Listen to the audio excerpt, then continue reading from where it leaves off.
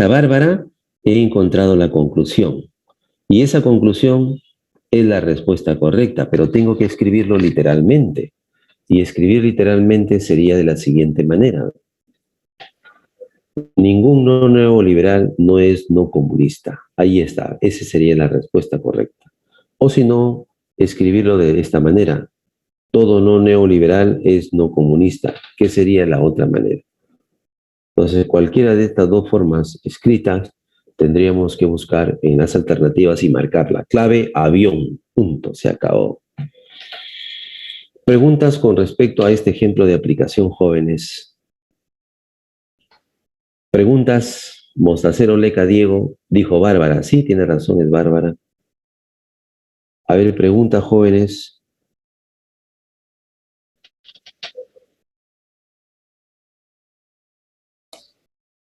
¿Ninguna pregunta, jóvenes? Bien, entonces avanzamos.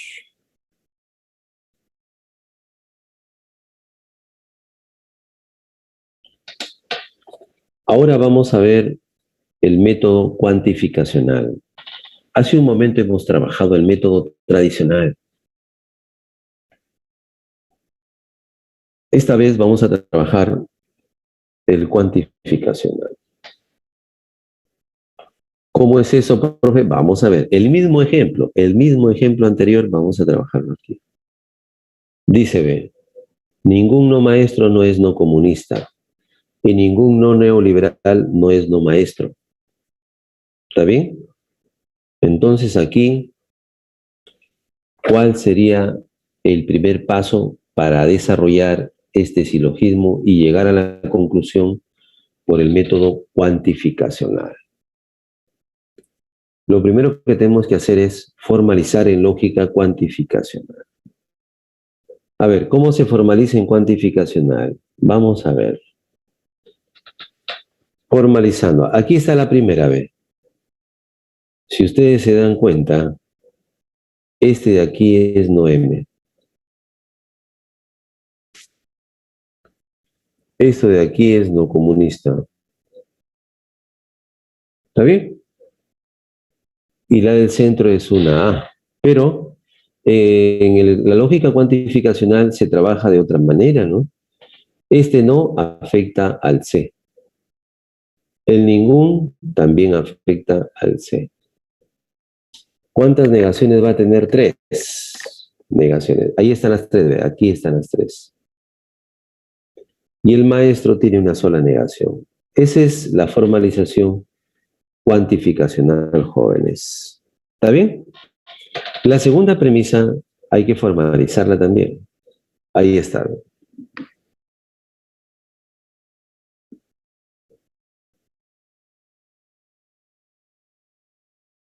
Una vez formalizado, tendríamos que eliminar el término medio. No se olviden que el término medio no debe de aparecer en la conclusión. Si en algún momento el término medio aparece en la conclusión, se llama medio concluyente. Sería otra falacia. Hay una regla que dice que el término medio desaparece y no debe aparecer en la conclusión, no.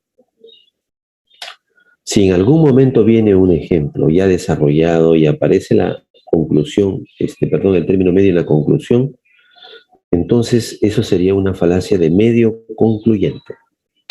Así de fácil, jóvenes. Pero bueno, aquí estamos en el método cuantificacional. El siguiente paso es eliminar la letra que se repite, el término medio. En la lógica cuantificacional, ahí se tiene que eliminar. Entonces, ¿qué hacemos aquí? Vamos a convertir el implicador, cambiamos a O y negamos M. El implicador cambiamos a O y negamos M.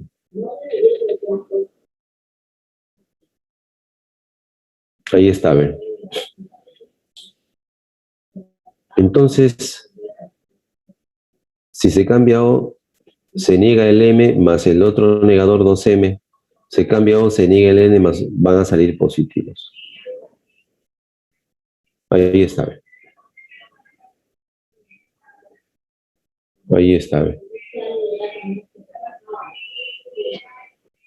Ahí está, a ver. El M menos por menos más.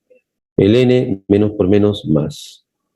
O, y acá son tres negaciones, negado el C y negado el M. ¿Listo? Ahí está. Entonces, una vez que hemos hecho esto, nosotros vamos a eliminar el M. Vamos a eliminar al M. Vamos a eliminar al M. ¿Está bien? Vamos a eliminar al M. Eliminamos al M y automáticamente el resultado sería el siguiente. Se elimina el término M cuando tienen signos diferentes. En el método cuantificacional así es. Entonces, aquí sería de dos universales. Eliminamos el M. De dos universales me sale universal para todo X. Como la primera es O, la segunda es O, entonces la conclusión también es O. ¿Listo? La conclusión también es O. Ahora sí. ¿Y cómo se está formando la conclusión? La conclusión está formado por N y el C está negado, ¿ve? Entonces me queda el N y me queda el no C. Como las dos son como disyuntores, la conclusión también sale disyuntor. Pero esto, universal, esto se tiene que convertir a entonces. Y esto de acá lo convertimos a entonces. Me quedaría el disyuntor, se convierte a entonces, y este es negador N. ¿Está bien? Aquí aplicamos una ley de equivalencia. O sea, aquí estamos aplicando, miren, ve, el implicador se cambia a O y se niega el antecedente.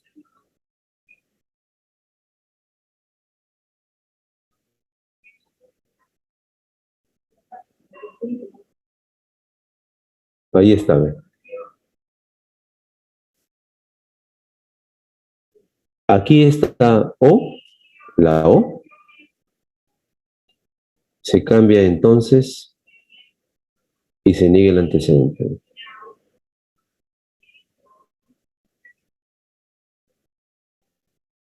Eso es lo que vamos a utilizar acá. Ahí está.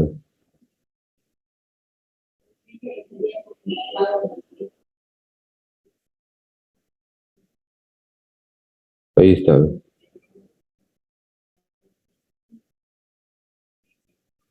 La O se convierte entonces negando el antecedente.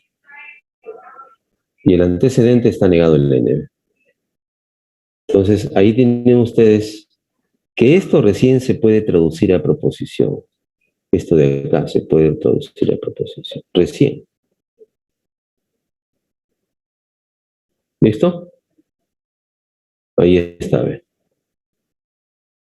Entonces, ¿esto cómo se traduce? Este cuantor universal sería todo.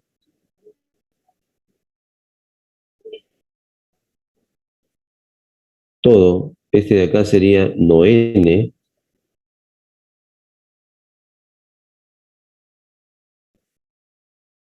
Esta flechita de acá se convierte en verbo es. Y este no sé se convierte en no sé. El negador en no y el C es el mismo C. Ahí está. ¿Ve? Así se traduce verbalmente la estructura cuantificacional. Preguntas jóvenes hasta aquí con respecto al método cuantificacional. Pueden usar el chat para que hagan sus preguntas jóvenes y observen. Correcto. Ya, profesor, gracias. ¿Alguna otra pregunta, jóvenes? Ninguna. Entonces vamos a avanzar con el otro método para pasar a la práctica. Entonces borramos, y aquí sería así, ¿no? Todo no neoliberal es no comunista. La otra manera, ningún no neoliberal no es no comunista. Serían respuestas escritas de diferente manera y que vienen a ser lo mismo. ¿Listo? Este procedimiento que acabamos de hacer, en algún problema que se presente de silogismos y ustedes apliquen el método cuantificacional, siempre se va a hacer este mismo procedimiento. Siempre. Siempre se va a tener que hacer el mismo procedimiento. Por eso es que estamos precisando las ideas, jóvenes. ¿Correcto? Estamos precisando las ideas. Bien.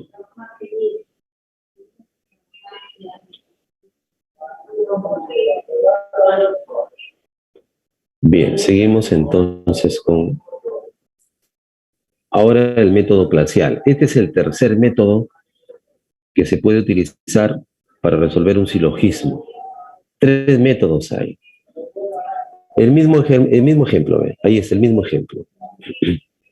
El mismo ejemplo. ¿Qué debemos de hacer? Estos ejemplos debemos de traducirlo a ecuaciones booleanas. En ecuación booleana sería lo siguiente.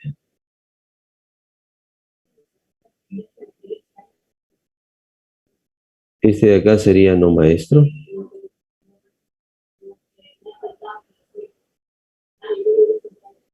Acá sería no comunista. Ojo, este es el método clasial. Aquí sería, esta negación afecta al de acá, sería otra negación. Esta negación afecta al de acá, sería otra negación. Más la negación de la conversión, son 4 negaciones, y acá viene la intersección. Entonces acá me va a quedar lo siguiente, ¿ve? Ahí está la primera premisa escrita en ecuación booleana. Tal como lo hemos hecho, aquí está, ¿ve? Igualito. 4 negaciones. Las 4 negaciones, menos por menos por menos, me va a salir positivo. El 6 positivo me va a salir. La otra, también igual, ¿ve? Ahí está, ¿ve? La otra también igual. Entonces ahora ya tengo las dos premisas expresadas en ecuación booleana. ¿Por qué le he puesto igual al vacío? Porque ambas son universales. ¿Se acuerdan? Cuando son universales se colocaba igual al vacío. Y se agregaba un negador al segundo término, o sea, al predicado se agregaba un negador, para pasar de una proposición directamente a la ecuación booleana. Entonces, ahí tienen ustedes entonces la formalización de las dos premisas. Estamos en el método clasial. En el método clasial. Ahora, esas dos premisas tienen que ser graficadas en diagrama. A ver, vamos a graficarlas en diagrama utilizando el lápiz para que ustedes entiendan cómo debe de graficarse. Aquí hay 3 letras, por lo tanto, yo necesito 3 círculos. Hay 3 letras, por lo tanto, yo necesito 3 círculos. Este es M, este es la C y este es la N. Ahí está. Entonces, lo primero que tenemos que hacer es, estos 4 negativos se convierten en positivo. Hay que sombrear, porque es igual al vacío. ¿Se acuerdan? Cuando es igual al vacío se sombrea. La pregunta es, en M no es posible sombrearlo. En C sí. Entonces, entre el M y el C, el sombreado tendría que estar en el C. Entonces aquí sombreamos de esta manera. De esta manera. Sombreamos de esta manera.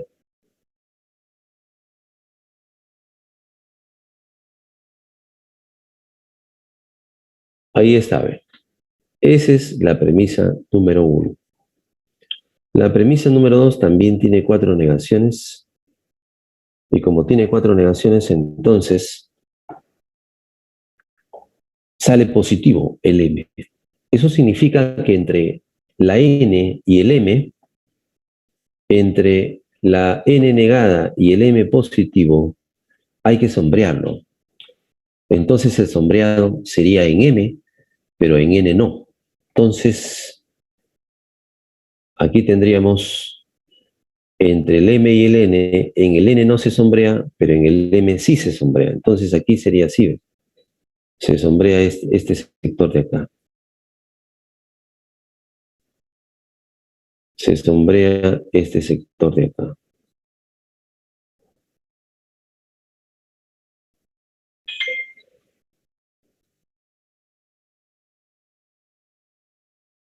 Ahí está. Ahí están los dos sombreados. ¿Y la conclusión cómo se obtiene? Aquí para la conclusión ya es más fácil. ¿Cómo así? La conclusión ya debe leerse en el diagrama. Cuando uno grafica las dos premisas, al terminar de graficar, automáticamente la conclusión ya está a la vista ya. Automáticamente se grafica la conclusión. ¿Cómo así? A ver, yo hace un momento había mencionado acerca de una regla, y en esa regla dice que la conclusión no debe aparecer en las premisas. ¿Listo? A ver,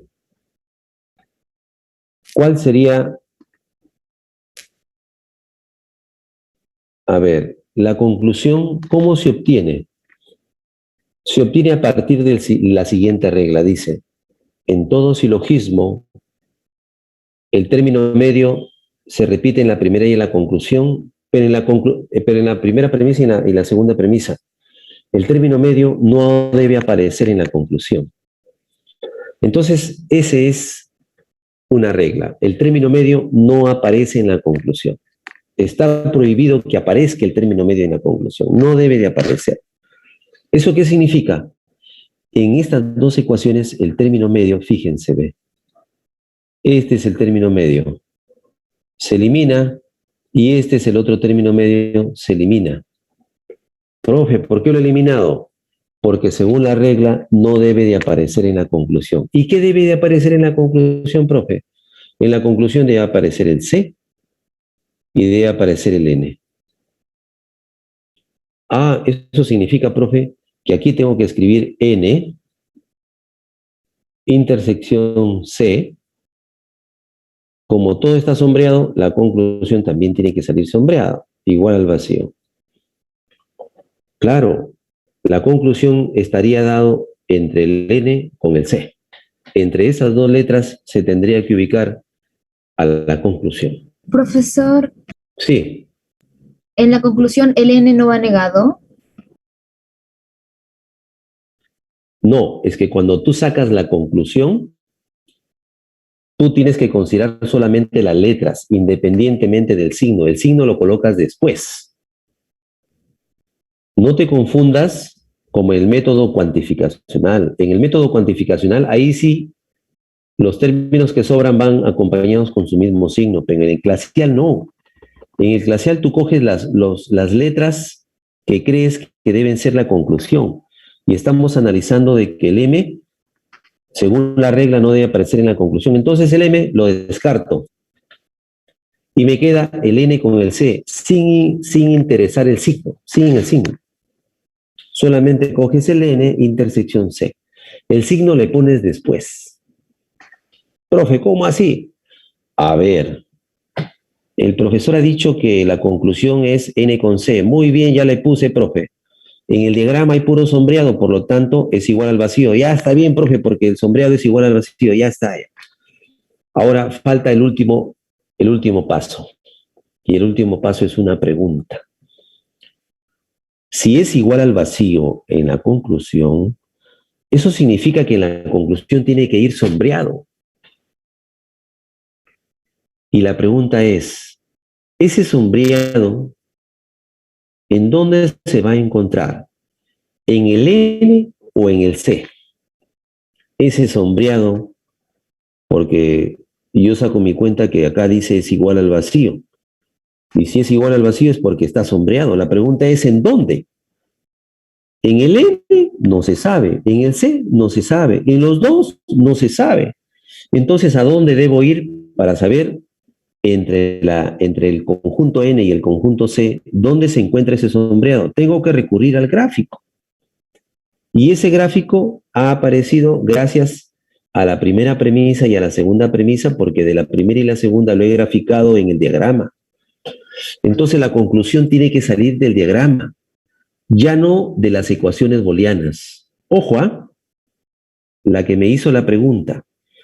De las dos ecuaciones booleanas hemos pasado al diagrama.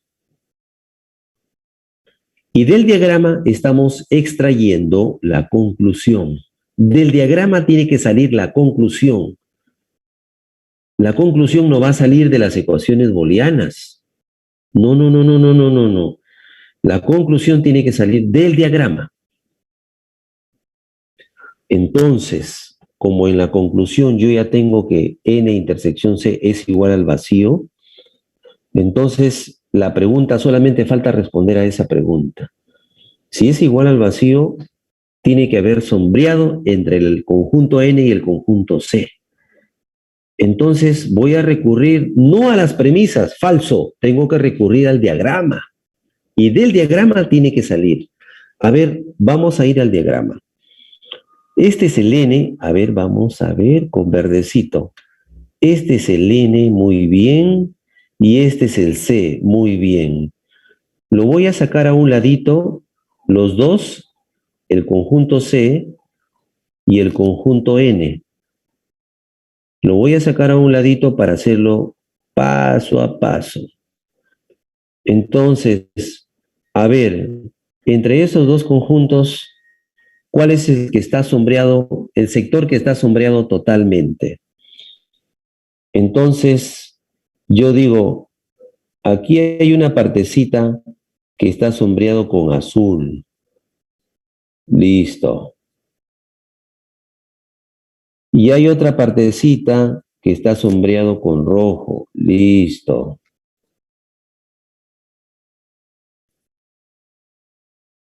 Listo, ya está, ve. Lo pongo con todos sus pasos para que se den cuenta. Y aquí hay otra partecita, a ver, ¿con qué color lo pongo? Con anaranjadito. Y esa partecita sería esta de acá.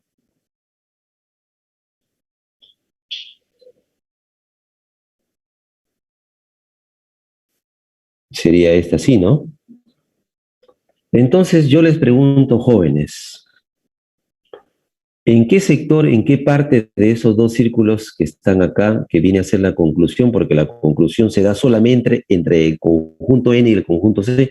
Por eso es que de los tres conjuntos interceptados lo he sacado solamente el C y el N a un ladito.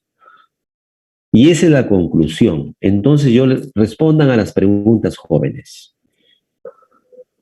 El sombreado está metido, el sombreado, cuando digo sombreado, me estoy refiriendo a aquel sombreado, me estoy refiriendo a aquel sombreado que está completo en un solo sector. Aquí, por ejemplo, yo lo estoy resaltando con verde, el sector donde se encuentra el sombreado completo. ¿Por qué digo sombreado completo? Porque ese es un sector, región, lugar donde va un sombreado o puede ir una X. ¿Se acuerdan? Eso lo vimos la clase anterior. Esto que estoy resaltando fuerte, fuerte varias veces, ese es un sector definido y está sombreado totalmente. Aquí, este es otro sector definido, ¿ve? El del centro, la intersección, es otro sector definido. Pero en ese sector está ocurriendo algo incorrecto, que todo ese sector de la intersección no está ocupado con sombreado, no está totalmente sombreado. ¿Eso qué significa? Que cuando el sector hay una partecita sombreada y no está sombreado completamente, se descarta eso y se elige solamente aquel sombreado que sí está ocupando totalmente el sector. Entonces, ¿qué vendría a ser esto de acá?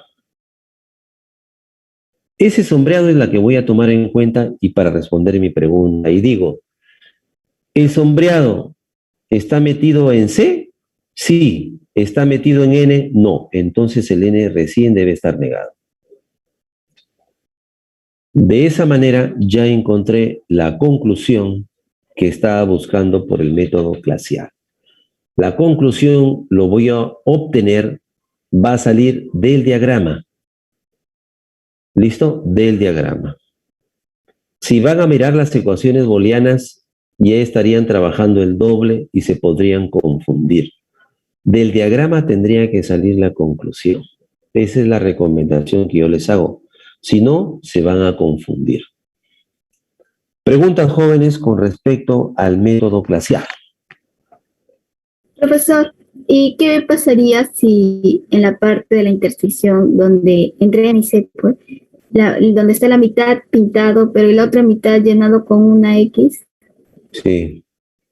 Ahí sí ¿eso es posible? Y si fuera posible, ahí sí valdría o no. ¿Una X? Sí. De repente te estás refiriendo a otro ejercicio diferente. Porque este es un ejercicio típico donde están sombreados. En otros ejercicios podría haber un sombreado y una X. Si en otro ejercicio diferente hay un sombreado y una X, tú rapidito tienes que analizar y decir, a ver, ¿cómo lo hizo John Venn? Los diagramas, el sombreado es universal. Ah, ya sería el sombreado una proposición universal. La X es particular, dijo John Venn. Ah, entonces la X es una particular. Y de acuerdo a la regla silogística, de una universal y una particular, ¿qué me sale? Sería una particular, ¿verdad? La conclusión sería particular. En este ejemplo que estamos desarrollando, las dos premisas son universales. Por lo tanto, la conclusión es universal. Si tú me estás diciendo, en el supuesto que haya una X, entonces yo al toque me estoy dando cuenta que tú estás preguntando cuando en un ejercicio me venga una universal y una particular, o sea, un sombrero y una X, el resultado tiene que ser una X, diferente del vacío. La conclusión tiene que ser particular. Y ahí tendrías que buscar la ubicación de la X. ¿Dónde se encuentra la X? La X podría estar acá, la X podría estar acá, la X podría estar acá, depende del ejercicio. Espero haber respondido su pregunta, señorita. Sí, profesor, gracias. ¿Alguna otra pregunta? ¿Alguna otra pregunta, jóvenes? Bien, estamos entonces en el método glacial. Aquí lo desarrollamos de una manera más ordenada. Aquí están los tres. Bueno, por la ubicación de las letras, el sombrero está ubicado en otra posición, ¿no? Por la ubicación de las letras. Aquí la conclusión, no se olviden, el M es el término medio, ya no se toma en cuenta, se toma en cuenta el N con el C. Aquí está el N con el C. Como hay que sombrear, el sombreado se encuentra en C, pero no se encuentra en N, por lo tanto, eso sería la respuesta correcta. No se olviden que la conclusión sale del diagrama. Del diagrama tiene que salir la conclusión, joder. Hay que tener mucho cuidado.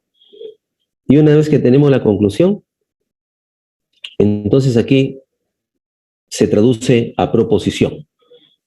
Acá sería como es igual al vacío, sería una universal, no neoliberal, no N, no neoliberal, es no comunista. No se olviden que de la ecuación booleana a la proposición siempre se niega el predicado. Es un factor de conversión la negación, siempre se agrega, ¿no? Si de la proposición pasamos a la ecuación, le agregamos un negador al predicado. Y si estamos en la ecuación y pasamos a la proposición, igualito se tiene que negar el predicado.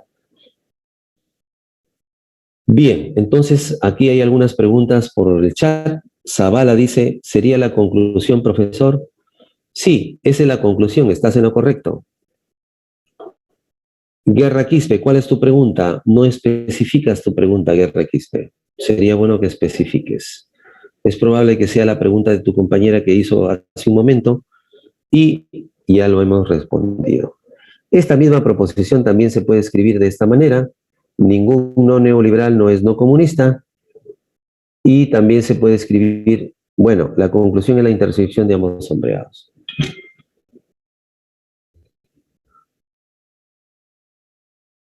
No especificas tu pregunta, Guerra Quispe, me vas a disculpar. No preciso tu pregunta a qué te refieres. Bien, ¿alguna otra pregunta, jóvenes, con respecto a este ejemplo del método glacial? Con esto ya hemos terminado el repaso teórico. Pasamos a la práctica, jóvenes. A ver, pasemos a la práctica, porque ya estamos sobre la hora. Bien. Vamos a pasar a la práctica.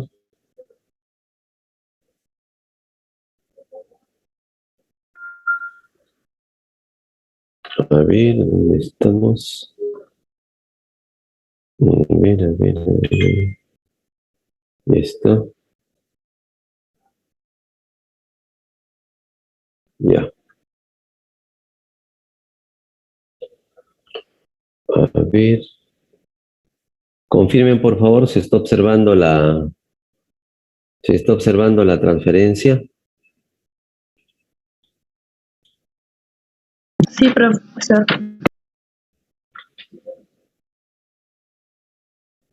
A ver.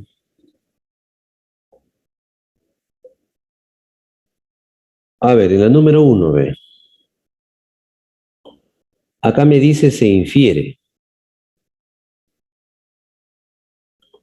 A ver, Guerra Quispe, en el desarrollo de los ejercicios, ahí de repente te vas a dar cuenta de cómo resolver el ejercicio, ¿ya? Hay varios casos ahí. Ahí puedes hacer tu pregunta, ¿ya? Mire, en la primera dice de las premisas se infiere. Como hay 3 métodos, ¿cuál de los 3 voy a utilizar? En la otra aula que tengo, un alumno me dice, profe, ¿cuál de los métodos usar? ¿Saben qué? En la número 1 yo puedo usar los 3 métodos y me tiene que salir la misma respuesta. ¿Y qué significa eso? Si tú dominas el método de modos y figuras, el método tradicional, usa el método tradicional. Si tú dominas la lógica cuantificacional, usa el método de la lógica cuantificacional y te tiene que salir el mismo resultado. Si tú dominas el método glacial, usa el método glacial y te sale el mismo resultado. Entonces, por cualquier método. Ahora, si quieren escuchar mi opinión muy particular, yo he visto que la mayor parte de estudiantes usa el método cuantificacional. Por ejemplo, aquí en la número 1, fíjate las alternativas. En las alternativas toditas son proposiciones. Entonces, lo más conveniente es cuantificacional. Vamos a hacer el cuantificacional. Y aquí tendríamos, ¿ve? Este sería universal, cada uno de los virus, entonces es agente patógeno. Ahí está. La otra sería al menos un agente altamente contagioso es virus. Acabo de formalizar en lógica cuantificacional. Entonces, en lógica cuantificacional lo convierto solamente las flechas a disyuntores. Solamente las flechas. Sería para todo X. Sería no B o P. Y la otra sería, la particular, no lo convierto a O, solamente las flechas nada más. C, I, V. Ahí está, ¿ver? C y V. ¿Está bien? Ahora sí, ¿se puede eliminar el término medio? Sí. La V lo elimino, con la V positiva y la V negativa lo elimino. De una universal y una particular, me sale particular. De una universal y una particular, me sale particular. Me queda la C y me queda la P. Ahí está. Y esta sería la conclusión. Ahora sí, yo tendría que buscar cuál es la alternativa correcta. Shiroki Aguilar ya me está haciendo llegar la respuesta. Zavala, a ver qué dice Zavala, cuál sería la respuesta en ese ejercicio. A ver, en la número 1 La B dice, la B es la 2. La 2, vamos a ver la 2. A ver, dice, al menos E de X, un agente patógeno P, y no es no, son dos negaciones, sale positivo, es altamente contagioso. La 2 sí es respuesta. La 2 sí es respuesta. A ver, la 3, negación de para todo los agentes altamente contagiosos, entonces son no patógenos. Ahí está, ¿ve? No todos los agentes altamente contagiosos, entonces no son patógenos.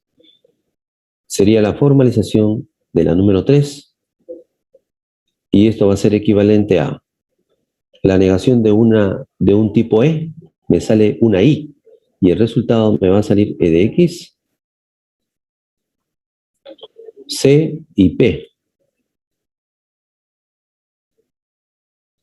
Y la 3 también es respuesta. La número 5, a ver, vamos a ver si sale la número 5. Es absurdo que ni al menos uno es particular, E de X, un agente patógeno no sea no contagioso. Y esta sería la respuesta correcta, la número 5. Y sí, bueno sería la respuesta correcta, sí salió. Bueno sería la respuesta de la número 1. Ahí está. Gracias a Morales, Zavala, del Río, Becerra, que me han confirmado que la número 1 es bueno. Preguntas con respecto a la número 1, jóvenes, estamos desarrollando con todos sus pasos para que aquel alumno que recién está viendo estos procedimientos no se asuste y vea que es bastante práctico este método de la lógica cuantificacional. Me imagino que muchos de ustedes en esta aula son aproximadamente 88 estudiantes que, supongo la mayoría, esto ya lo domina a la perfección. Entonces, confirmen, por favor, si hay alguna pregunta, háganlo para aclarar, para despejar dudas. Si no, pasamos a la número 2. No podemos perder tiempo. Pasamos, perdón, a la número 3. Los impares, ¿no? Los impares. En la número 3. En la número 3 me dice se infiere. ¿Listo? Entonces, yo automáticamente empiezo a resolver el ejercicio. Digo, al menos una interacción fundamental IF, interacción fundamental, dice, no es parte del modelo estándar y no modelo estándar. ¿Está bien? Y la otra premisa es, para todo X, una de las partículas elementales, PE, partículas elementales, como esta es una universal, siempre va con entonces, es parte del modelo estándar. Es parte del modelo estándar. Ahí está, ve. Es parte del modelo estándar. Ahí están las dos premisas. Entonces, para poder eliminar el término medio, inmediatamente todo lo que es flecha lo convierto a O, a disyuntor. O sea, todo lo que es implicaciones se aplica la definición del implicador y se convierte en disyuntor. ¿Con qué finalidad? Con la finalidad de poder eliminar el término medio. Aquí es M, ¿no? Y aquí sería para todo X, sería no PE o ME. M, ahí está, ¿ve? Ahora sí, ¿se puede eliminar el término medio? No sé, hay que averiguarlo. Sí, el ME negativo y el ME positivo se van de una particular y una universal, me sale particular. ¿Está bien? Acá tengo la IF. Y aquí me sobra el menos PE. Aquí los términos que sobran con su signo se trasladan a la conclusión. Igualito se trasladan. Como la conclusión es particular, entonces es con I. Este es el método cuantificacional, jóvenes. Esta es la conclusión que yo voy a buscar en las alternativas. A ver, jóvenes, si me ayudan, por favor, la número 3, ¿cuál sería la respuesta correcta? Morales me dice dedo. Chiroque me dice enano.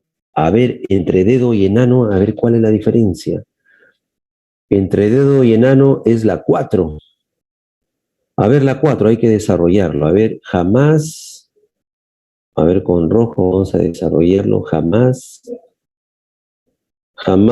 ocurre que en modo alguno, otra negación, existan interacciones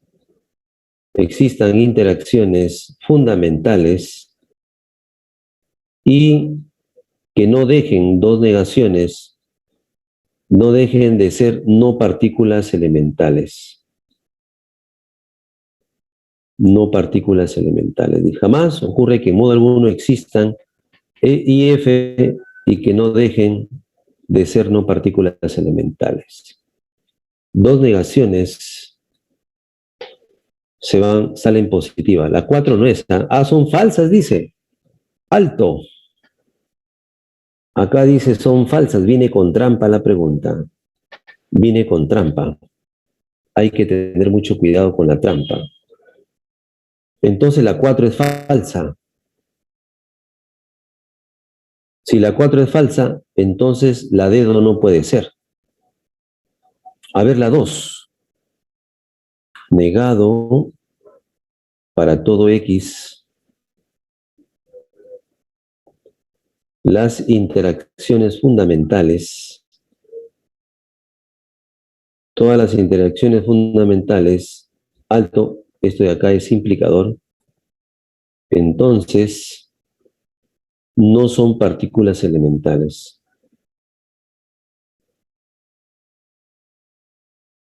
Negado, todas las interacciones fundamentales no son no partículas elementales. Listo. La negación de una E me va a salir una particular I. Y esta I va a ser IF. IF. Y esto va a ser aquí conjuntor P.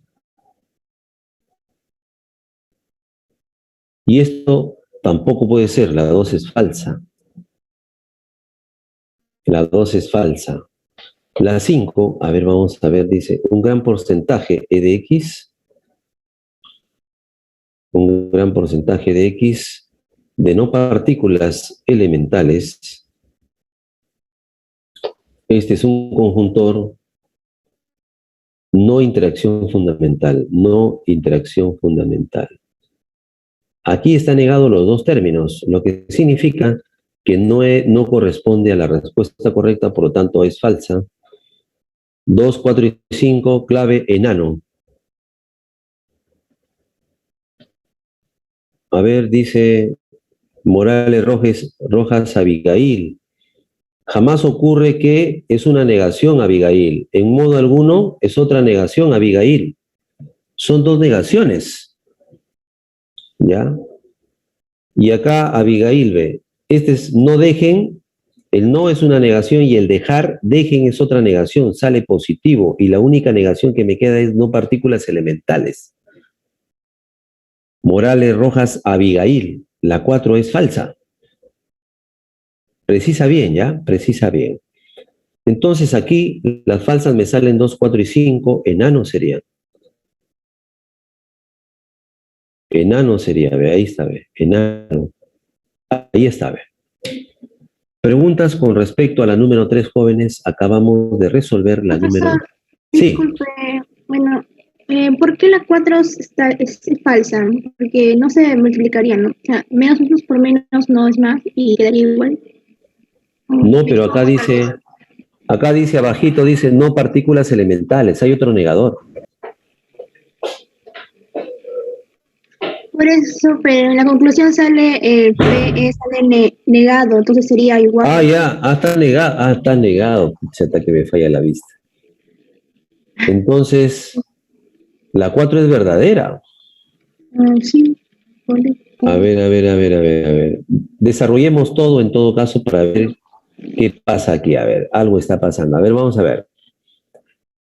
Según las respuestas, aquí el P está negado, ¿no? Aquí está negado. Vamos a hacerlo más con claridad. A veces el azul, chaqueta que me falla la vista, que ya tiene razón.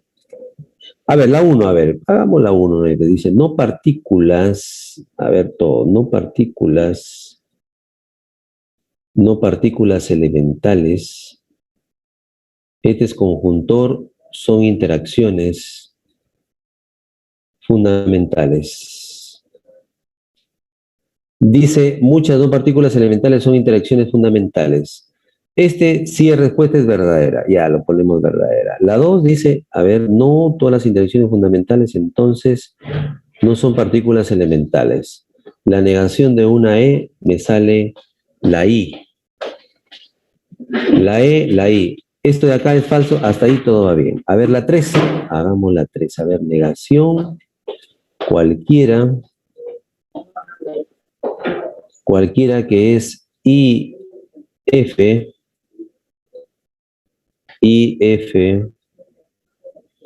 entonces CAPE. CAPE. A ver, es mentira que esta es una A. La negación de una A me sale una O, o sea, la negación de una A me sale una O, y la O es la segunda negada. IF y no PE. No PE. Aquí la PE me sale negada, entonces la 3 sí es verdadera. A ver, avancemos con la 4. Dice, jamás ocurre que en modo alguno existan IF y está negado P. Entonces acá sí es verdadera. Le ponemos verdadera. Ya está. Y la 5, a ver, un gran porcentaje de no partículas, no. Este sí es falsa. Entonces, como me pide las falsas, 2 y 5 sería, serían ¿verdad, profesor? 2 y 5. 2 y 5. A la 4 era la que... Ah, tiene razón. Sí, sí, correcto. Perfecto. Gracias, profesor. Listo, listo, listo, listo. Entonces aquí borramos este de acá y acá tendríamos, a ver, este sería aquí y este sería acá.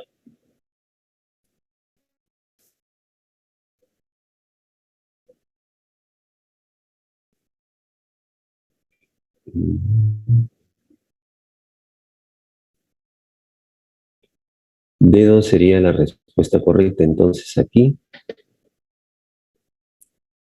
Ahí está. Pide la falsa, ¿no? Ya está. ¿Alguna pregunta? Listo. Abad García Fernando. Ahí está. Muy bien. Cecias Varas Morales. Perfecto. No hay ningún problema. Se aclaró el asunto, jóvenes. Avanzamos con la número 5. ¿Alguna otra observación? De repente la 3, si no hay ninguna, avanzamos, jóvenes.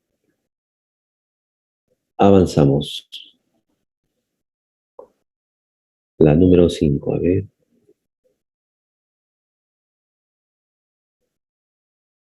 A ver la 5, a ver, dice se infiere. Las alternativas también están dadas en proposiciones. Y aquí cuantificacional nada más, pues, ¿no? Acá decimos negación, a ver con rojo.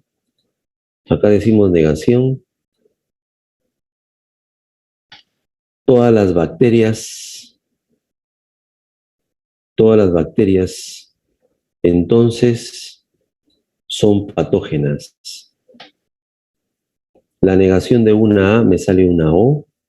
Entonces eso sería E de X, B y menos P. Menos P.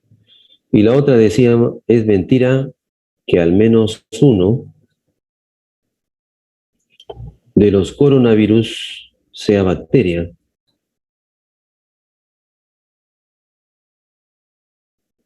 Entonces esto de acá, esto sería igual, la negación de una I me sale una E. Y la E sería una universal negado el segundo. Sería C, entonces, menos B. ¿Está bien? Y esto de acá, cambiándolo a O, me quedaría para todo X menos C o menos B. Estamos redesarrollando con todos sus pasos para poder ver cómo es que sale o se elimina el término medio. El B con el menos B se van, de una particular y una universal me sale particular, me queda menos C y me queda menos P. Los dos están negados, fíjense. Y esta sería la conclusión. ¿Cuál sería la clave correcta? Chiroque dice A es A. A ver, vamos a ver rapidito. La 1 dice muchos coronavirus a menos que sean patógenos. Esto no sale así, ¿eh? Con O no es. A ver, seguiría la 2. Es mentira que para todo X, cualquiera que sea coronavirus, a menos que sea patógeno. Y el resultado me va a salir particular, y acá me va a salir menos C. Y acá me va a salir menos P. Y la 2 sí es respuesta correcta, ¿ve? La 2 me sale igualito. Por ahí me dicen que la D, a ver, la 2. La 4, solo unos E de X. No coronavirus, no sé. Intersección, conjuntor, no dejan de no ser patógenos, no P. La 4 sí es. Dedo la 5, a ver, la 5, E de X. No patógeno. Conjuntor, en modo alguno, negación, sea coronavirus. También la 5 sí es. Son ciertas 2, 4 y 5, dedo. Tiene razón, correcto, confirmado. Confirmado. Dedo sería la respuesta correcta de la número 5. Ahí está, a ver. Ojo que estoy utilizando la lógica cuantificacional nada más, ¿eh? Repito, hay 3 métodos. Cualquiera de los 3 métodos me va a tener que salir la misma respuesta, jóvenes, por si acaso. Aquí estoy utilizando el cuantificacional porque el 80% de estudiantes utiliza este método, jóvenes. ¿Listo? Y después le sigue el modos y figuras. Y al final está la lógica clasial. Ese método, en ese orden. Ahora seguimos con la número 7.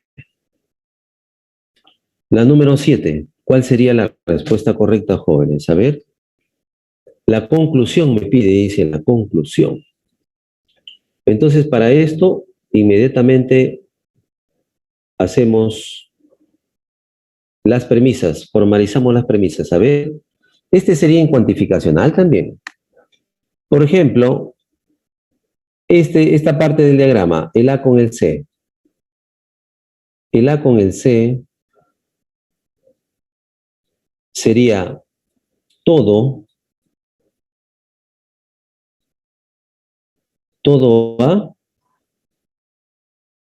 es C. Y este en cuantificacional sería para todo X, A, entonces C. Y esto para eliminar el término medio, para todo X, no A o C. Esa sería la premisa número 1. La premisa número 2, a ver, vamos a ver de dónde la sacamos. La sacamos de S. De S podría ser con respecto a C o con respecto a A. O sea que aquí habrían dos dos posibilidades. Podría ser E de X. Decimos algún S, sería S. Algún S no es C. Y la otra sería algún S no es A. ¿Cuál de estas dos posibilidades trabajaríamos con esta primera premisa para poder eliminar el término medio? En otras palabras, ¿con cuál de esas dos particulares se elimina el término medio? ¿Con la primera o con la segunda? A ver, si elegimos la segunda, no se va a poder eliminar el A. Si elegimos la primera, sí. Con la primera, entonces este de acá, con la primera se va a eliminar, con la primera se va a eliminar, con la primera se va a eliminar, con esta no. Se va a eliminar el término que se repite. Y a mí me interesa eliminar el término que se repite. Entonces aquí yo voy a eliminar el C y voy a eliminar el D. De una universal y una particular me sale particular. Y acá me queda no A, se trasladan los valores con su signo. Y aquí está B. Y esta sería la conclusión que me están pidiendo. Clave, Abad García, Chiroque, Morales. ¿Cuál sería la clave de la número 7? Clave de la número 7. La D, a ver, vamos a ver si es cierto la D. Dice, hay al menos un compuesto orgánico y que no es sólido cristalino. Me va a salir E de X, SC y no A. Y esto sí es lo mismo, por lo tanto, casa sería la respuesta correcta. Tienes razón, casa sería la respuesta correcta que estábamos buscando. Ahí está la número 7. Gracias a Abad, que nos ha hecho llegar, y a sus demás compañeros que nos acaba de confirmar, casa la respuesta correcta de la número 7. ¿Preguntas, jóvenes, con respecto a la 7? ¿Preguntas?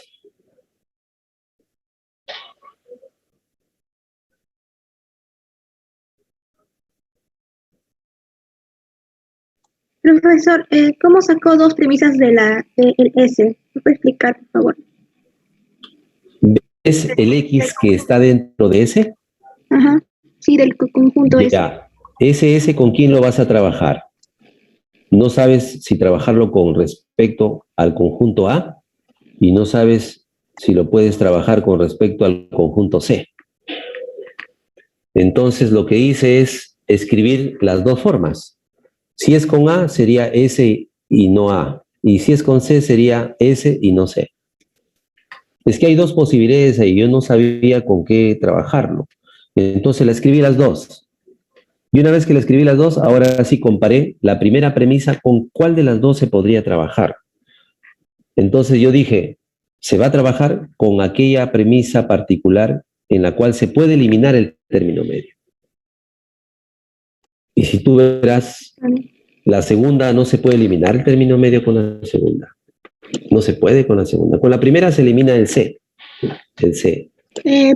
Porque tienen que ser de diferentes, no tiene uno que ser negativo, otro positivo. Exactamente. Así funciona este método, ¿eh? Así funciona este método cuantificacional. No mezcles los métodos. Cada método tiene su propio procedimiento, sus propias mallas, sus propias características.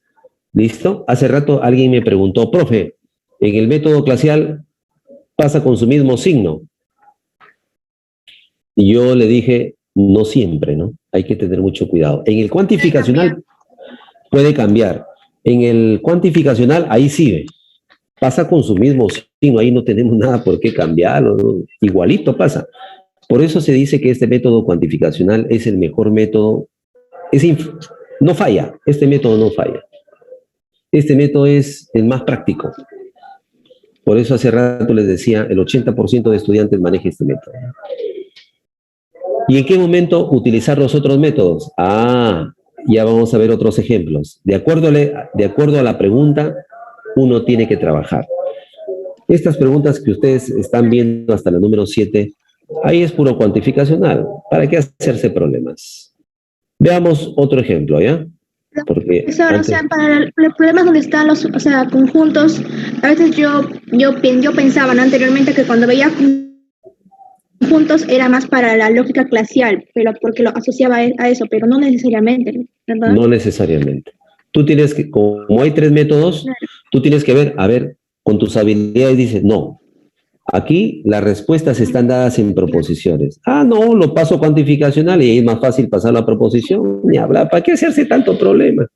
Bien. Y ahí no manejas muchas propiedades en cuantificacional. Sí, No manejas muchas propiedades y rapidito lo haces. bien. Ya va a depender, sí, va a depender de sus habilidades, jóvenes. Pero está muy bien, avancemos con la número 9. Por ejemplo, en la número 9 es algo parecido. Entonces, aquí, bueno, ¿hacemos la número 9 o pasamos a la 11? Porque la 9 es parecido a la 7. Hacemos la 9 porque ya el tiempo se nos va. Pasemos La 11, entonces. profesor. La 11, sí. La 9 es parecido a la 7, o sea, lo hacen en el mismo procedimiento, ¿no? La 11, aquí. Aquí yo ya no puedo usar la lógica cuantificacional. ¿Saben por qué? Porque las alternativas de esta pregunta me están obligando a usar el método tradicional. Las alternativas de la pregunta me dicen qué método voy a usar, en otras palabras. Yo tengo que acondicionarme a las alternativas de la pregunta. Entonces aquí es tradicional, no hay nada que hablar ahí. Entonces para eso hago lo siguiente. Formalizo primero. Dice, una pequeña cantidad de microorganismos sería particular. Una pequeña cantidad de microorganismos. Este sería particular. Este sería, a ver, este es una O. P de protozoos. Entonces, a ver, estamos haciendo mal. Ya. Este es tradicional, hemos dicho, ¿no? Una pequeña cantidad de microorganismos. Este es una O. Y este es P de protozoos. Como me dice, es necesario, y acá me dice para, o sea que esto es necesario, entonces sería un replicador. Después me dice, a ver, me dice, cualquier bacteria, cualquier es universal, este sería una A, sea mi microorganismo. Ya está. Además, conjuntor. Ningún protozoo es bacteria. A ver, ningún protozoo. Este es una E. Es bacteria. ¿Listo? Ya está, ¿no? A ver, no hay ninguna negación. Entonces, este de acá sería un bloque. Ahí está, a ver. Una cantidad, a ver, una chequeadita. Este es una O, perfecto. Cualquier bacteria es una A, ya está. Esto de acá, lo que acaban de ver ustedes en la formalización, está escrito en forma horizontal. Eso significa que en forma horizontal, tal como está estructurado, es de la conclusión. Esto de acá es premisa 1. Y esto de acá es premisa 2. Entonces, aquí esta pregunta me lo han presentado en forma horizontal como para equivocarme. El que hizo la pregunta lo ha hecho adrede para confundirme. Entonces, como yo ya sé, entonces aquí voy a escribir en forma vertical premisa 1, premisa 2 y la conclusión al final. Entonces, la premisa 1 va a ser B, A, M. La premisa 2 va a ser P, E, B. Y aquí raya, la conclusión sería M, O, P. Ahí está, ¿ve? Inmediatamente yo me doy cuenta que aquí, según el término que se repite, este es primera figura, en diagonal. ¿Ve? Esa es primera figura. Primera figura. Primera figura. Y en la primera figura, ¿hay algún modo que empiece con A, le continúe la E? ¿Hay Bárbara? No es. Celarén, tampoco. Darí, peor. Ferió, Feri, tampoco. No hay ningún modo que me permita llegar a la conclusión, porque acá me están dando las dos premisas y la conclusión. Entonces, si es de la primera figura, debe haber algún modo que me permita analizar y ver que esta conclusión es la correcta. Y veo que no hay ningún modo. Entonces, para eso, ¿qué hago? Intercambio la premisa 1, lo pongo a la premisa 2 y la premisa 2 le pongo y voy a obtener lo siguiente. Hago un intercambio de premisas y me va a quedar aquí. Primero escribo la PEB y después escribo la BAM.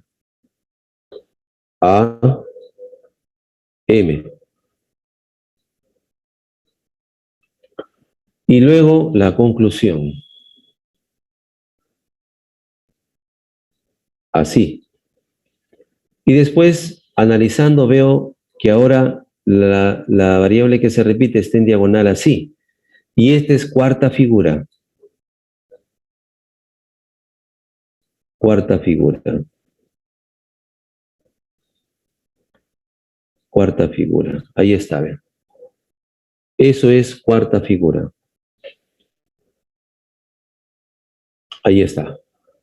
Entonces, en la cuarta figura, ¿hay algún modo válido que me permita confirmar de que de estas dos premisas se ha llegado a la conclusión MOP, M-O-P? A ver, en la cuarta figura, ¿qué cosa hay? En la cuarta figura, ¿qué cosa hay? Aquí en la primera figura no he tenido buenos resultados, no hay. Pero aquí en la cuarta figura, ¿hay o no hay? Entonces, en la primera figura no he encontrado. Se descarta la número 2. Y si se descarta la número 2, en la número 1 dice, el término medio solo está distribuido en la premisa mayor. Falso, el término medio está distribuido en los dos. Entonces la 1 tampoco es respuesta. No puede ser la 1, no puede ser beso, casa, y el 2 no puede ser avión. Estaría entre la 3, la 4 y la 5. Este modo felaptón, ¿a qué figura pertenece? Este modo fesapo, ¿a qué figura pertenece? Les hago hincapié de que el felaptón es un modo válido, es un modo especial, porque de dos universales sale una particular. Se dice que son especiales. El felaptón es un modo especial y el fesapo es un modo especial. Entonces, ¿cuál sería la respuesta correcta? ¿Dedo o enano? A ver, jóvenes, si me ayudan a responder la pregunta. En la número 11, ¿cuál sería la clave correcta? De acuerdo al avance hasta donde hemos llegado, nos queda dedo y enano. ¿Cuál de los dos sería la respuesta correcta? Sabiendo que el felaptón es un modo especial, sabiendo que el fesapo también es un modo especial, entonces, a ver, ya me están llegando las respuestas. Dedo, profesor. Entonces, en la cuarta figura, nosotros tenemos figura 1, figura 2, figura 3, figura 4.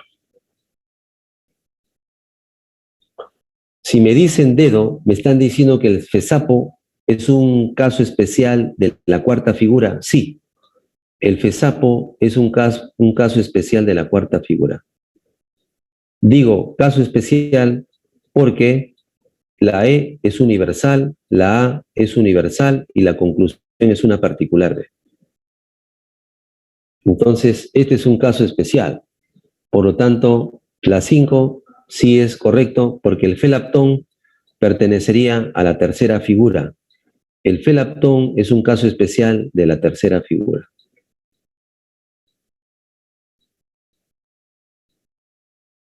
¿Correcto? Entonces, de esa manera, como aquí esto es cuarta figura, este es FESAPO, esta es la E, esta es la A y esta es la O. Entonces, ahí tienen ustedes, jóvenes, lo que estábamos buscando. Clave en la número 11 sería dedo la respuesta correcta.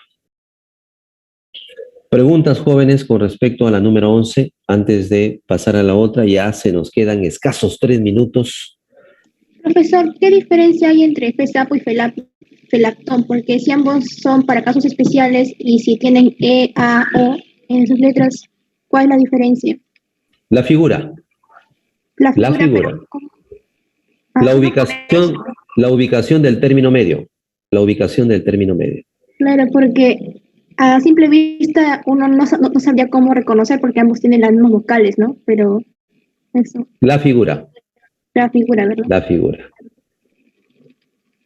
Este método de modos y figuras hay que aplicarlo tal como está ahí, no puedes hacer nada, tal como está ahí. Si no encaja, ya no encajó y buscas otro. No es como la cuantificacional, lo cambias a O, lo conmutas, lo arreglas en la cuantificacional, ¿no? Ahí se hace muchas cosas por equivalencias. Aquí no. Es de la tercera a la cuarta. Si no es de la tercera, ya pues de la cuarta punto se acabó y ahí terminó todo. Bien. Ya, profesor, muchas gracias. Seguimos. Si no hay ninguna otra pregunta, jóvenes, pasamos, nos queda escasos 2 minutos, pasamos a otro. A ver, la número 13. En la número 13, a ver, ojo que las alternativas me están dando en proposiciones. Y si es en proposiciones, entonces lo convertimos a cuantificacional. ¿Qué hacemos? A ver, rapidito, vamos a hacerlo. De este gráfico, alto, aquí, de este gráfico, de este diagrama, yo encuentro una primera premisa que es el sombreado. Y el sombreado, a ver, esta es la premisa del sombreado. Aquí está sombreado. Y de este de acá yo encuentro que todo B es C. Sería para todo X, que es B, entonces es C. ¿Está bien? Y esto de acá se convierte en no B para eliminar el término que se repite. La otra, como ya trabajé el B con el C, entonces yo trabajaría el A con el C y la X está fuera. Y de aquí sería particular, E de X, la X no se encuentra en A y tampoco se encuentra en C. Ahora, esto con esto, ¿qué eliminamos? El C, ¿verdad? Y me queda, este es universal para todo X. Si es universal y una particular, me sale particular. Me sobra el no A y me sobra el no B. Y esta sería la conclusión y a ver cuál sería la respuesta correcta. A ver, jóvenes, ¿cuál sería la respuesta correcta? Casa. Casa sería la respuesta correcta. Muy bien. Acá sería casa. Bien, hasta aquí hemos llegado, jóvenes, se nos acabó el tiempo. Espero que hayan comprendido. Practiquen, jóvenes, el solucionario ya lo estoy subiendo a la plataforma más tardecito para que esté al alcance de ustedes. Cuídense, por favor, nos veremos la siguiente semana. ¿Listo? Gracias, profesor. Hasta luego. Cuídense. Última clase. Nuestra penúltima sesión. Vamos a ver. Hoy será el tema de geometría analítica.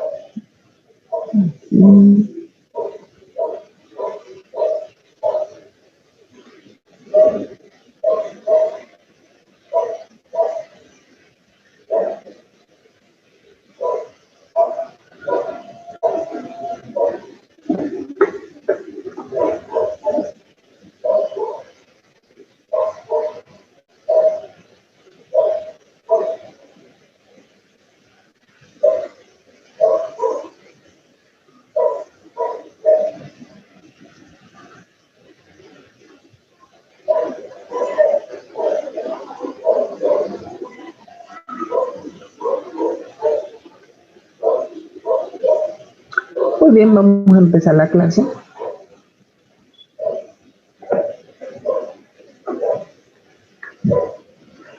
Bueno, espero que hayan revisado un poco, ya que esto ya está en su aula virtual desde hace varios días. Y, buenos días con todos. Vamos a ver, ya vamos a ir, esta teoría vamos a ir leyéndola y vamos a ir comprendiendo, voy a ir explicando algunas cositas. Dice, mira, sistema de coordenadas rectangulares, o sea, aquí nosotros vamos a trabajar con un plano cartesiano o un sistema que se llama bidimensional, bi de 2, que este sistema consta de dos rectas dirigidas perpendiculares entre sí, y esas rectas se van a llamar ejes coordenados. Entonces vamos a tener dos tipos de rectas, ¿no? Una que es el eje de las abscisas, que es el eje X, que es la horizontal. Entonces, cuando hablamos de horizontal, en este caso nos vamos a movilizar de derecha a izquierda. Vamos a poner por aquí nuevamente la horizontal. Es esta, lo que estoy ahorita haciendo de rojo. Esta es la horizontal. Pero mira, observa también cómo la estoy graficando. Y cuando la grafico, mira, el desplazamiento es derecha a izquierda. No me estoy movilizando para arriba, para abajo, no, solamente derecha, izquierda. Ahí está, ¿sí? Entonces, ese es el eje de las abscisas. Luego también tenemos el eje de las ordenadas, o también eje Y. Aquí en este caso, mira, el desplazamiento, así como lo grafico, va a ser de arriba hacia abajo. Generalmente cuando se habla del eje Y, hablamos de altura. Cuando te hablen de punto máximo, punto mínimo, va a ser con respecto al eje X, porque se mueve de arriba a abajo, y podríamos decir altura, punto más alto, punto más bajo. Por ejemplo, en economía, cuando te hablan ganancia máxima, se refiere a qué nivel tú llegas del eje Y. Dependiendo cómo tú hayas puesto al eje Y, pues, ¿no? Va a depender. Por ejemplo, si tú hablaras de la oferta o la curva de la demanda o la curva de la oferta, se acostumbra a poner el precio aquí y se acostumbra a poner la cantidad demandada aquí. O sea, la cantidad demandada será tu eje X y el precio será tu eje Y. Entonces, cuando tú quieres medir, por ejemplo, ¿no? Vamos a suponer esta línea, ¿no?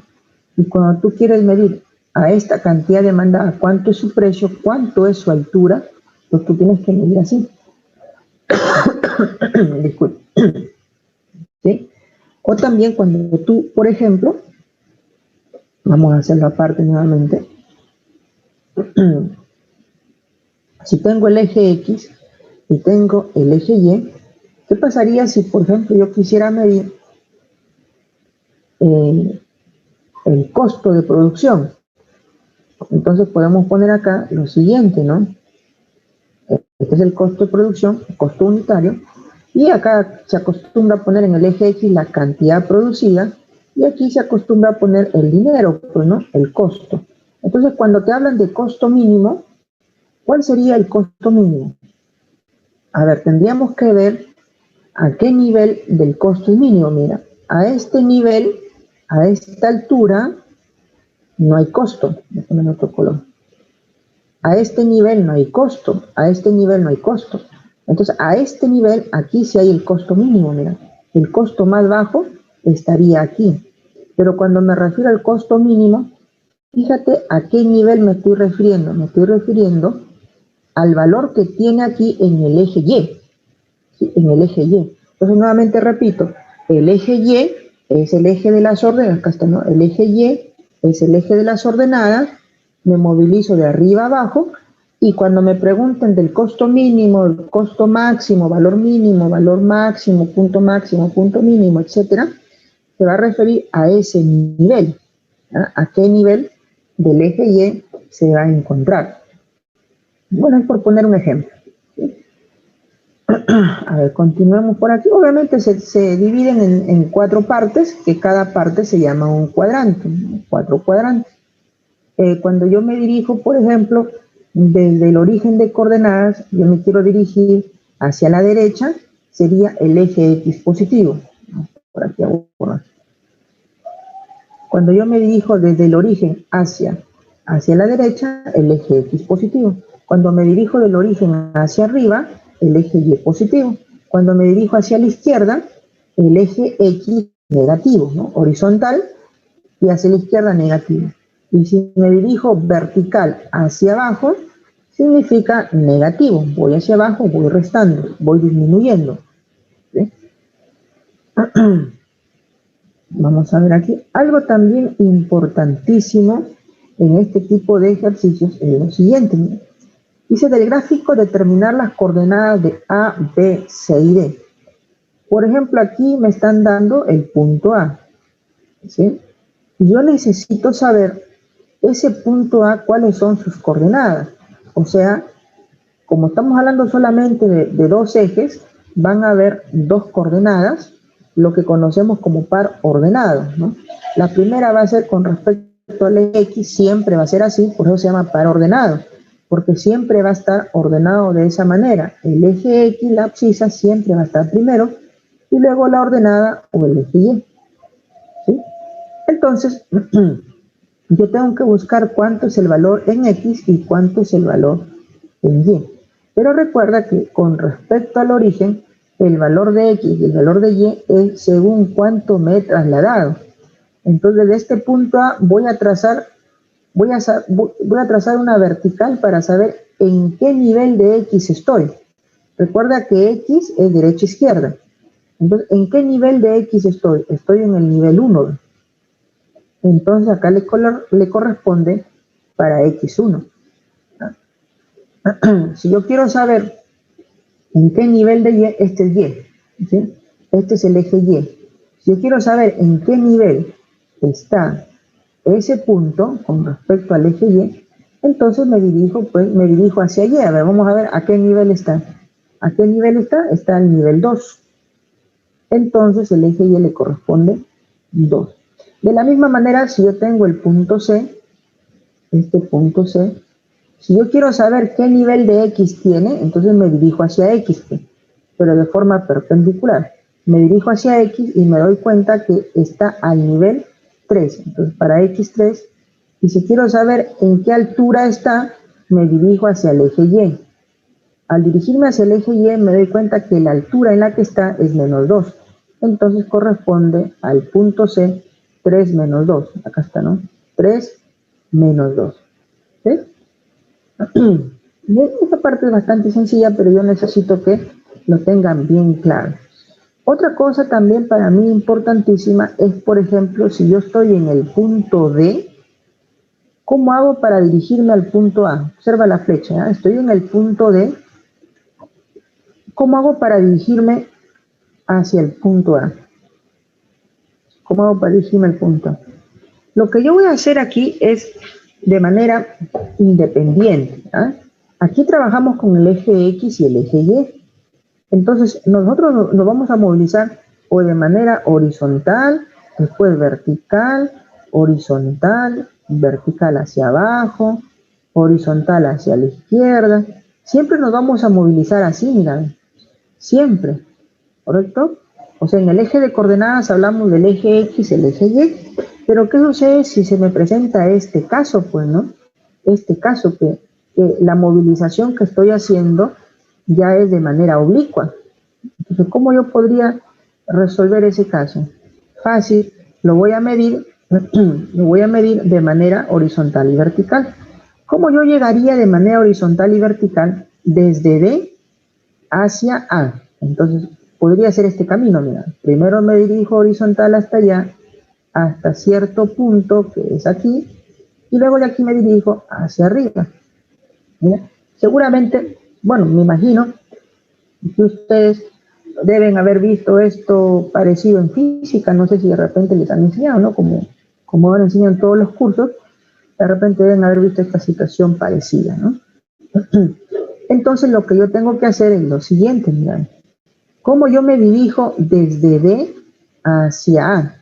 ¿Cómo me dirijo desde D hacia A? Lo que he hecho es desplazarme ¿Cuánto en X me he desplazado? Estoy hablando del eje X, significa el eje de las abscisas, solamente de derecha a izquierda, ¿ya? ¿Cuánto me he desplazado? Mira, y lo voy a pintar nuevamente, desde D hasta aquí. ¿Cuánto me he desplazado con respecto a la horizontal? Bueno, tengo que ver que estuve, con respecto a la horizontal, estuve en -2 y llegué hasta el 1. Bueno, ahí medio que se ha tapado, ¿no? Y llegué hasta el 1. Tengo varias formas de medir, ¿ya? Una de ellas es punto final menos punto inicial. Es una forma de medir, ¿ya? Punto inicial, punto final menos punto inicial.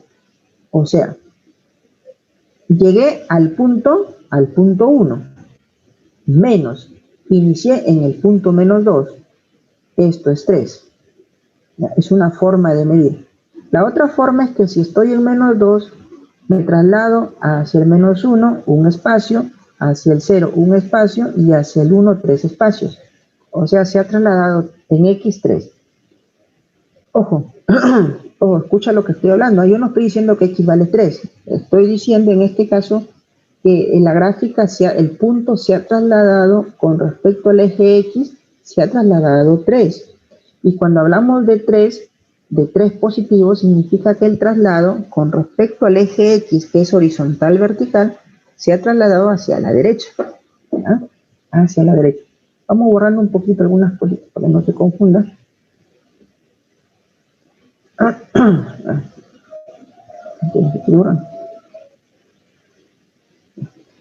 Entonces, tendríamos que hacer lo siguiente ahora. Bueno, ya me ubiqué acá. O sea, el desplazamiento ha sido horizontal. Ya sé que ha sido 3 hacia la derecha. Ahora voy desde este nivel, desde este punto, voy a borrar este cosa, solamente para que no tape. Ahora, desde este nivel que estoy aquí ahora, voy a subir hacia el punto A. Pero como voy a subir, me veo que en el nivel de Y es -1 y voy a llegar hasta el 2. ¿Sí? Entonces, ¿cuánto me traslado en el eje Y? ¿Cuánto me traslado? Si yo sigo con esta formulita de punto final menos punto inicial, mira, el punto final es 2. Hasta ahí llegué. Menos, inicié en -1. Entonces, también en este caso es 3. O sea, el desplazamiento también ha sido 3. Como es positivo, hacia arriba. Es una forma de medir. La otra sería así, mira, de -1 a 0, un espacio, luego a 1, otro espacio, y luego a 2, son 3 espacios que he llegado, ¿no? He subido. ¿Ven? Es una forma de verlo. ¿Ven? Voy a borrar todo para poner otro ejemplo. Voy a poner otro ejemplo. ¿Qué pasaría si yo quisiera trasladarme, a ver, desde el punto, vamos a poner, desde el punto B hacia el punto C? Pero vamos a hacerlo un poquito más rápido, porque la idea no es hacerlo así tan extenso, pues, ¿no? O sea, al comienzo podemos hacerlo así explicando detalle a detalle, pero conforme vamos avanzando tenemos que hacer las cosas. Utilizado desde B hacia C, mira, desde B hacia C. Entonces, si yo miro primero este desplazamiento horizontal, entonces llego hasta aquí, ¿verdad? O sea, solo con horizontal, ¿eh? Estoy en el nivel -3. Estoy en el nivel -3. Y debo llegar al nivel 3 con respecto al eje X. ¿Ah? ¿Cuánto se ha trasladado? Ojo, que estoy yendo para allá. ¿Sí? O sea, estoy yendo hacia la derecha. Y si me voy hacia la derecha, tiene que ser avanzando. O sea, tiene que ser positivo. ¿Cuánto me he trasladado? Bueno, si quieres aplicar la fórmula, sería así, ¿no? Punto final menos punto inicial. ¿Ya? Siempre es así la distancia.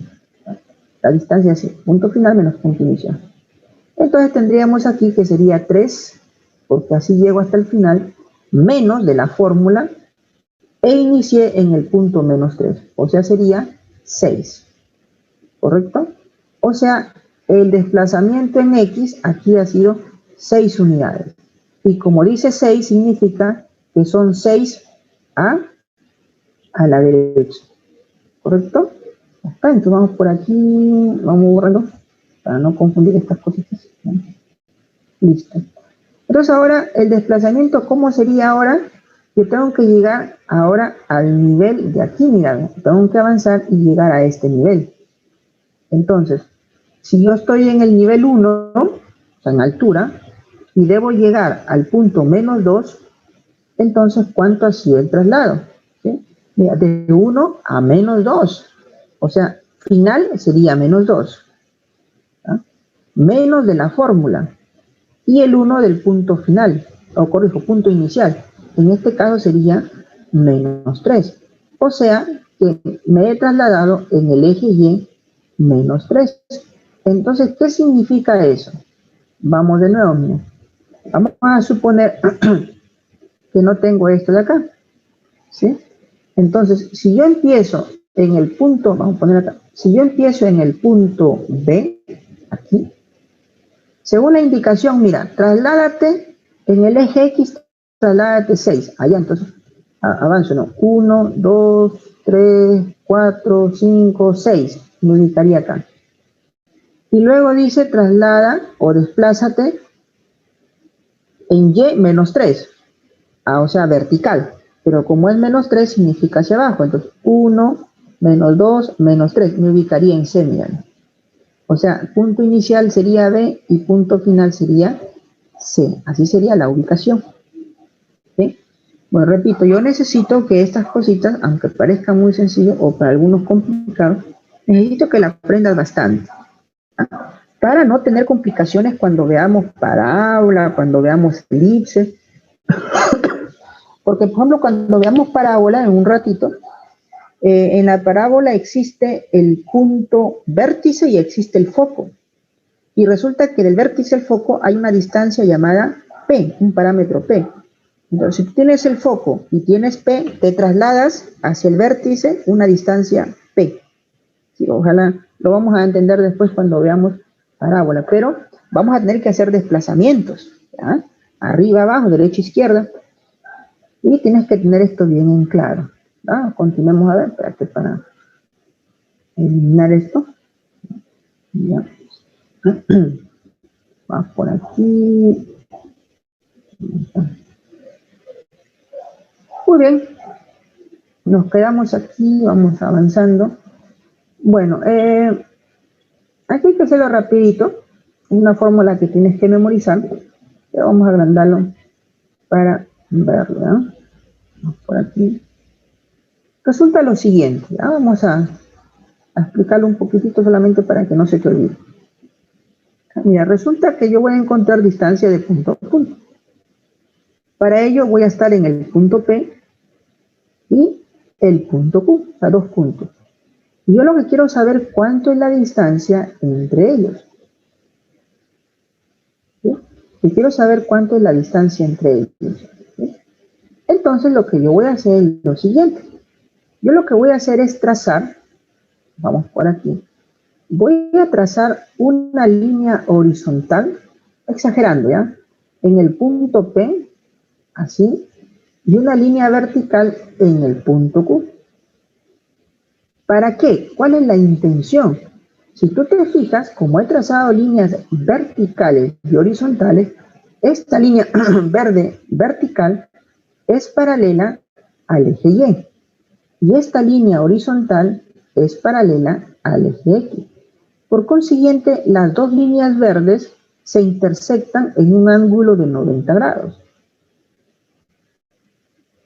A ver, la intención, digámoslo así, de demostrar es la formulita, no es en sí para que tú sepas demostración. Lo que pasa es que es tan sencillita la demostración que eso te puede servir para que desarrolles tus habilidades en matemáticas, ¿eh? O sea, en sí no es la demostración, es solo que cuando tú veas un ejercicio en tu examen de admisión, esto te va a generar ideas, ¿verdad? Si es que te olvidas alguna formulita, esto te puede ayudar bastante, ¿verdad? Entonces, si se ha formado aquí un ángulo de 90 grados, esta región pintada, la que tú ves, sería un triángulo rectángulo, donde las líneas que delimitan vendrían a ser los catetos y la línea roja vendría a ser la hipotenusa. ¿Sí? Veámoslo un poquito de repente más más cerca, ¿no? O sea, para que las otras líneas no estorben, sería de esta manera, miren. Aquí una línea que vendría a ser, las líneas verdes vendrían a ser los catetos. ¿Sí? Mira bien, las líneas verdes vendrían a ser los catetos y la línea roja vendría a ser la hipotenusa. ¿Y qué se cumple en todo triángulo rectángulo? Se cumple el teorema de Pitágoras, que la hipotenusa al cuadrado es igual a la suma de los cuadrados de los catetos. Entonces, para ello yo tengo que saber cuánto es esta distancia, mira, cuánto es este cateto. O sea, cuánto vale este cateto, cuál es el valor de ese lado. Y para encontrar el valor de ese lado, resulta que me bastaría saber cuánto es este desplazamiento. ¿Sí? O sea, ¿en qué nivel, mira, en qué nivel se encuentra de Y? Aquí. ¿Y en qué nivel se encuentra de Y? Aquí. ¿Correcto? Entonces, lo que se tiene que hacer es la distancia o el valor de este cateto vendría a ser